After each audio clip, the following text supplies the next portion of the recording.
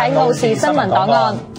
安琪，我哋又有機會做拍檔咯喎。係啊，闊別咗幾個月，喺呢度咧再同大家見面。咁嚟緊嘅呢段時間咧，就請你多多指教啦。哇，你真係客氣啦，不如咁樣啦，我哋一齊咧努力將工作做得更好啊！哇，你講到好似口號咁㗎。不過講起將工作做得更好啦，最近全城關注嘅一個焦點啦，莫過於係新巴士服務模式營運滿1週年喎。只不過佢哋嘅巴士工作係咪真係如當初所講，希望做得更好啦？社會各界都有唔同嘅意見。係啊，呢個情況咧就一定要交俾市民去評價一下啦，一齊睇睇。有乜嘢衝撞，你跟我不妨拋開顧忌坐低講，你需要幫忙，我梗會幫忙，點樣辛苦都冇相干，你響我身。老虎遭圍巴剪斷腳截肢，交通意外老翁重傷不治，女騎士捲車底慘死，騎士遭失控巴剪斃。新巴士服務投入運作1年，至少造成3死1截肢，而其他大大小小涉及巴士嘅交通意外更加多不勝數。雖然新巴士服務模式之下，日均出車班次比以往上升咗約2成，咁係咪意味住市民搭巴士容易咗啦？咪投入服務初期一直備受批評。喺投訴1號車發晒火緊都上唔到啊！嗱，你爆晒車都上唔到，佢等成大半個鐘頭，你呢啲係鎮戶間住下得噶。照往時咁啊少咗好多啊！以前啊3號車都好密噶嘛，而家都唔見嘅。交通事務局嘅新巴士服務宣傳網頁裏邊提到，新嘅巴士服務，巴士公司做好服務、車輛設備、人員以及後台設施嘅營運管理，以保障居民省事、便捷同埋安全嘅出行需要。但係新巴士服務不但未達到符合居民出行需求嘅班次以及服務，更甚嘅係有巴士公司連最基本嘅合同裏邊所要求嘅班次都未能做到，但根據合同就只係判罰咗5萬蚊。咁係因為佢哋超出咗嗰個服務，即係承諾服務嗰個範圍咧，超過30分鐘，30分鐘至45分鐘。咁所以我哋當時亦都對佢呢個個案進行咗一個程序，咁完成咗之後就係罰咗呢個5萬蚊，而呢個5萬蚊係一個定額罰款嚟㗎。意外頻生、班次不足咁樣嘅服務質素，又係咪可以達到提升服務費2成3嘅指標呢？咁根據新巴士合同嘅條文，答案係可以㗎，因為佢哋只係衡量通脹、人工以及油價。按照近年嘅趨勢，如果用呢個標準嚟睇嘅話，要降低服務費，即使巴士公司服務極差，都未必係一件容易事。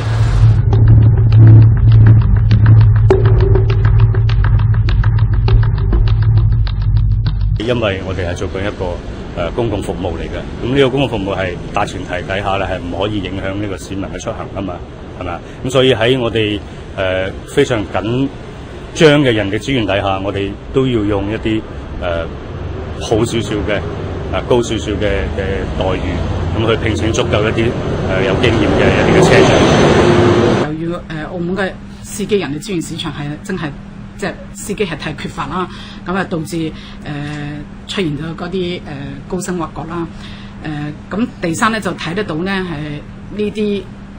係唔係一個長期嘅，我唔覺得係一個長期嘅一個措施啦。係咪即係覺得佢以本傷人？呢個係你講唔係我講。巴士公司高薪挖角導致出現虧蝕，唔通呢一筆爛賬又應該由公帑承擔嗎？政府豪擲47億，旨在搞好巴士服務，吸引更加多市民放棄使用私人車輛，而轉用公共交通工具，藉以改善本路交通擠塞嘅問題。雖然新巴士服務無論係巴士路線總數、營運嘅巴士車輛、總班次以及行駛公里都比以往有大幅增加，但係私人車輛嘅數目就未見有大幅下降喎。根據統計局嘅資料，新巴士服務模式投入運作10個月以嚟，喺路上行駛嘅車輛就增加咗8000部。相信按照呢個比率，年車輛增長嘅數量會同舊年9000幾部差唔多。雖然搭車嘅人次比去年有增加，但係用傾斜政策發展公交，以圖降低市民使用私人車輛嘅意欲。呢個如意算盤又係咪可以真正咁打響呢？新巴士服務營運至今，其中2間巴士公司已經向公眾披露財政狀況。去年維澳年運蝕5800萬，而澳巴去年8到12月就蝕咗600幾萬。今年年頭到依家就蝕咗700幾萬。而新福利雖然唔肯透露具體嘅盈虧數字，但就表明新服務模式之後公司錄得虧蝕。外界就質疑有巴士公司以較低嘅投標價期望成功投標，結果導致營運成本同服務費有一段差距，而喺車輛嘅投資上亦都比以往謹慎。好似新福利喺1995年到2004年期間，至少投入咗1億3千幾萬購買115部歐洲以及日本著名品牌嘅大中小巴。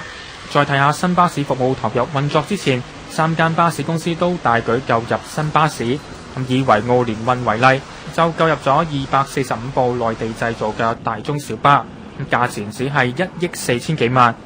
價錢差唔多，但係可以買多1倍嘅巴士。正所謂1分錢1分貨，先唔好講車輛嘅質量問題。有市民就認為內地製造嘅巴士設施唔人性化。我上車上唔到。點解呢個級係好高啦？但係而家有人又揾冇得坐，因為佢係好高嘅，落車係更加尷尬。我唔知落個叉先定落個人先，我落唔到啦。佢政府有咩要求嘅排放標準，咁我就用咩引擎啦。咁係一啲全部嘅嘢合埋一齊，咁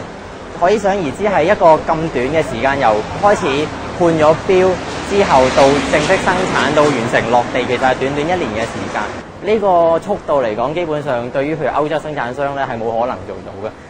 基本上佢哋而家所提交嘅車型，包括金龍啊、五洲龍啊同埋宇通，都係喺澳門有部分係用開嘅。咁喺呢方面嘅話，喺呢啲我哋攞到嘅資料嚟講嘅話，喺當其時我哋係冇條件去作出一個否定嘅方面嘅。未來交通事務局計劃引入電動巴士，亦都有巴士公司計劃引入天然氣巴士。如果呢啲巴士質素仍然維持喺當局嘅最低要求，市民出行仲會唔會揀巴士呢？咁樣嘅巴士服務又係咪真係值得7年47億甚至更高嘅金額呢？咁當然新巴士服務亦都有可取之處，咁例如跨巴士公司轉乘、拓展離島、西北區以及夜間巴士嘅覆蓋面，咁的確係受到乘客讚揚。而即將推行嘅巴士之友以及巴士評鑑制度，又係咪可以客觀同埋準確咁反映現時市民喺搭巴士遇到嘅問題？交通事務局喺制定標段嘅時候，話每個標段嘅路線都有重疊嘅地方，日後有需要路線重組。咁係而家巴士服務未達市民要求，咁如果再重組路線，會唔會加劇咗搭車難嘅問題呢？咁喺而家有限嘅道路資源上，點樣透過公交控制車輛數目，減少道路工程，從而達到一個健康嘅交通系統？咁相信交通、環保以至公務部門都一定要多下苦功。我哋休息一陣先，下一節翻嚟邀請到交通事務局局長汪雲上嚟總結呢一年嘅巴士服務營運情況。陣間見。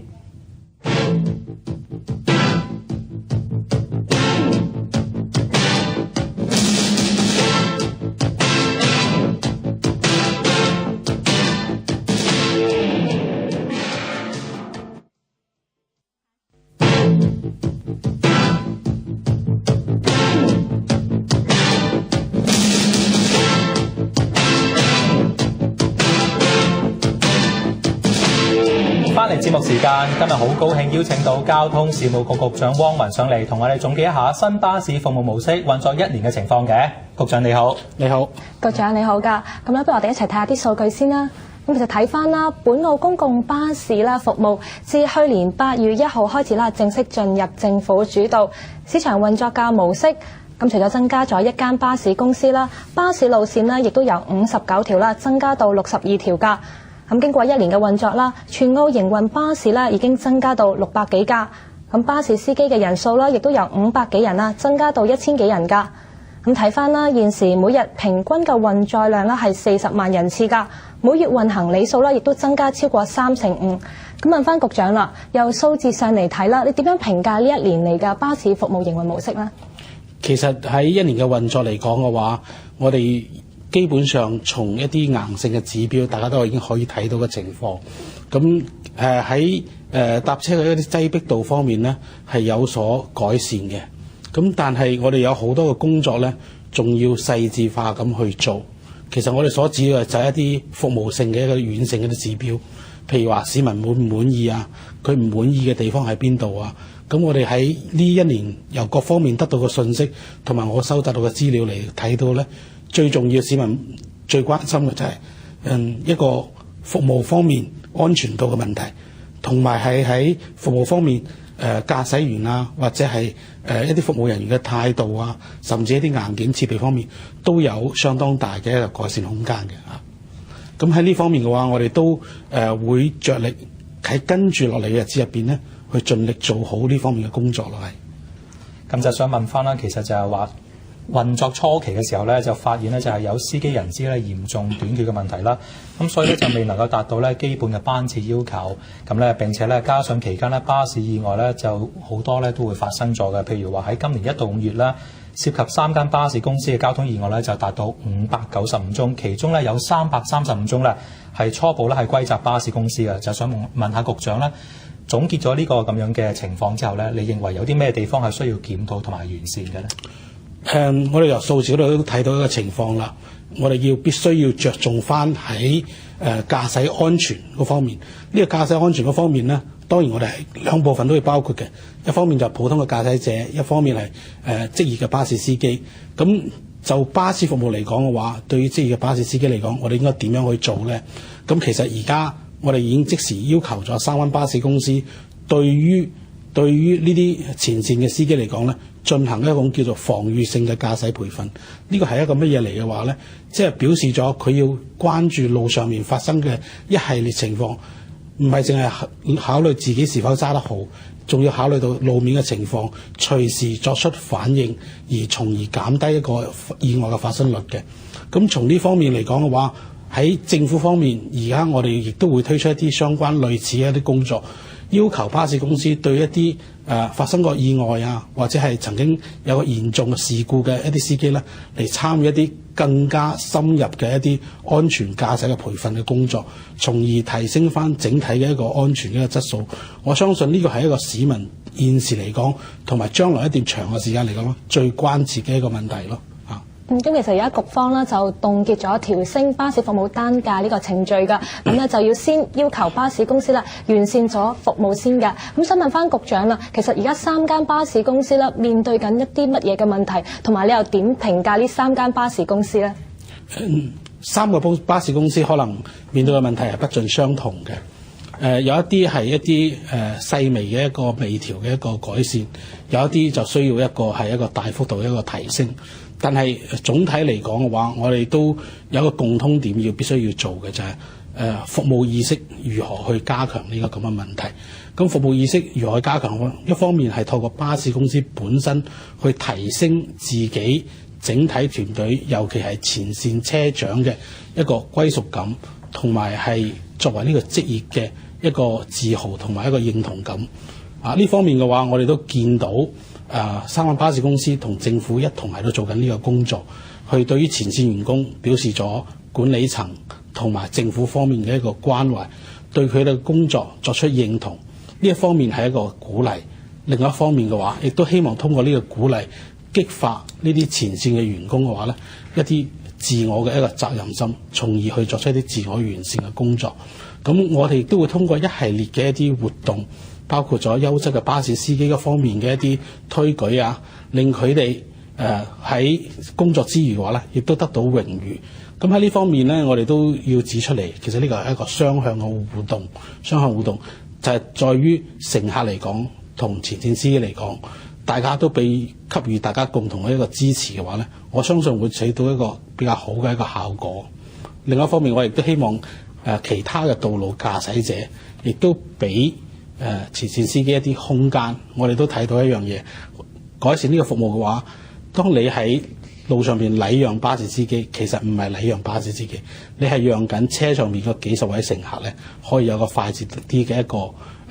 途徑咧，到達佢嘅目的地。呢個對於我哋整體城市交通咧，一定有正面作用嘅。咁不如逐間巴士公司講下啦。咁其實新福利啦、澳巴同埋維澳聯運，其實各自有啲乜嘢嘅可取之處，或者係覺得應該要進一步完善嘅地方咧？呢個係我一個直接同佢哋最前線員工嘅一個接觸一啲感受啦。俾我感覺嚟講嘅話，就係新福利嘅員工嗰個自我認同感比較強嘅，團隊意識比較強嘅。澳巴嘅員工方面嘅話咧，佢哋自己感受到公司對佢哋嘅關懷，亦都有個向上嘅動力嘅。喺維澳聯運嘅員工方面咧，佢哋主要而家反映到嘅都係一啲實際遇到嘅問題。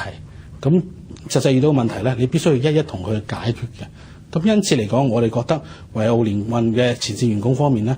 喺管理層方面應該加大力度去凝聚整體嘅一個向心力，然後去服務翻市民。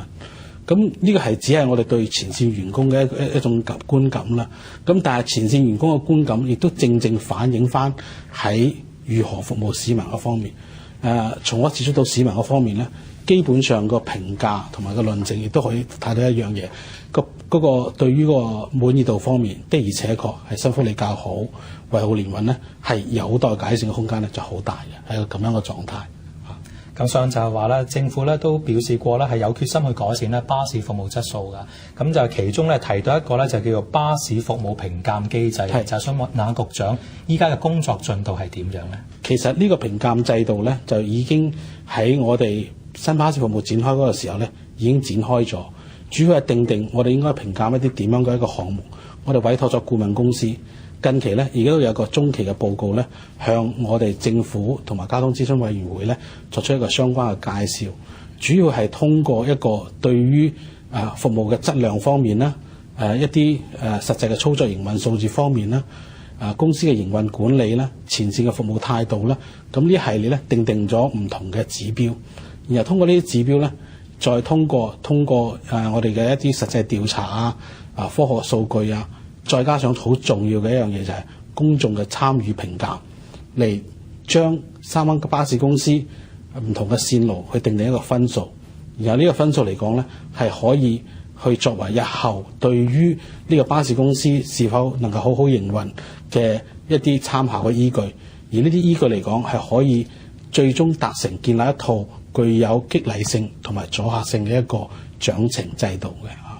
咁其實而家大家都關心呢個機制嘅設立嘅一個時間表，咁或者局長可唔可以同我哋講下，又或者係咧講下當中有冇遇到一啲嘅困難係點樣？現時嚟講喺顧問公司嘅初步同我哋介紹完之後咧，我哋而家正係定緊呢個時間表，其中一個要點就係話點樣訂立一個比較公平嘅、公正嘅，就係話對於政府、業界、市民都可以接受嘅一個標準線。呢個係一個我哋而家進行緊嘅一個相關工作，佢有啲嘢係定得好細緻嘅。我舉一個例子，譬如話市民嘅觀感對於架車乾淨與否嘅問題，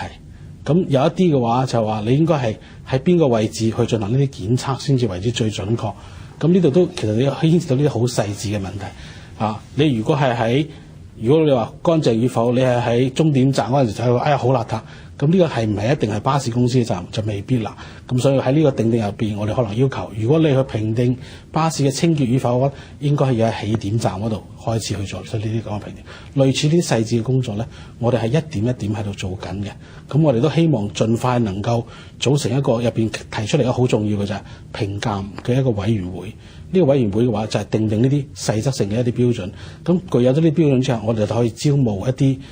社會上面嘅公眾人士去進行一個相關嘅一個評鑑工作，將一啲主觀性嘅一個判斷好唔好，或者睇到應唔應該改善咧，就轉化成為大眾嘅一啲意見，能夠令佢量化之後咧，就可以有啲標準性嘅一個結果出嚟咯，係一個咁嘅狀態。有冇話爭取幾時可以做到？我哋爭取咧就係一個希望今年年底可以做到，但係呢個中間嘅話，我哋所知道嘅有啲細節性嘅一啲嘢，我哋嘅方向應該係先取義而行咯，即係大家有共識嘅部分行咗先，咁呢個係一個我哋努力嘅一個方向啊。剛才局長提到咧，有一啲嘅評鑑工作要去做，未來會做好多。其中就係之前都會有講到，就係叫做巴士之友嘅計劃。其實呢個概念係點樣？其實佢功能喺邊度？其實咧，而家個巴士之友咧，就係我哋構思咗一段時間，係同社會上邊點樣去吸納一部分人，一方面自己平時係搭巴士嘅，係經常搭巴士嘅一啲市民；另一方面咧，佢對於改善巴士服務咧，又有一定嘅熱誠嘅人咧，去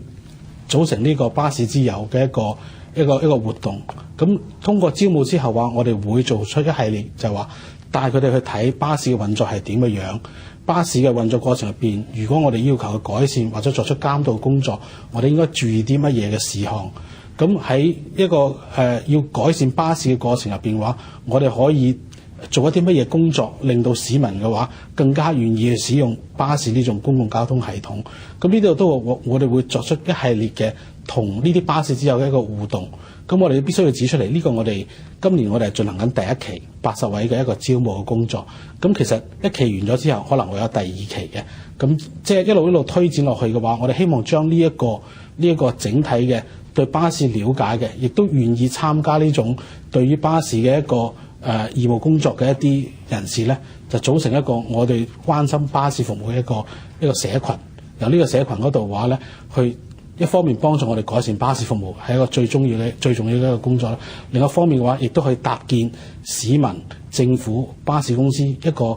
互動嘅一個平台一個作用咯，係啊。咁而家招募嘅情況係點？又或者係踴唔踴躍啊？啲市民？我所收到嘅情況都幾踴躍嘅，因為大家都期望巴士有所改善，所以對於呢啲可以直接自己本身參與嘅活動咧，都相當之期望可以參與得到。咁我哋都希望能夠更加吸引更加多嘅市民參與我哋呢個活動啦。咁巴士服務質素嘅問題咧，的確都係大家所關注嘅。今日唔該晒局長上嚟我哋節目。休息陣間先，翻嚟仲會睇下倫敦奧運比賽競爭激烈，不過咧就有中國選手嘅表現咧惹嚟爭議。仲會睇下審計報告批評澳門世博辦預算運用欠缺科學，陣間翻嚟見。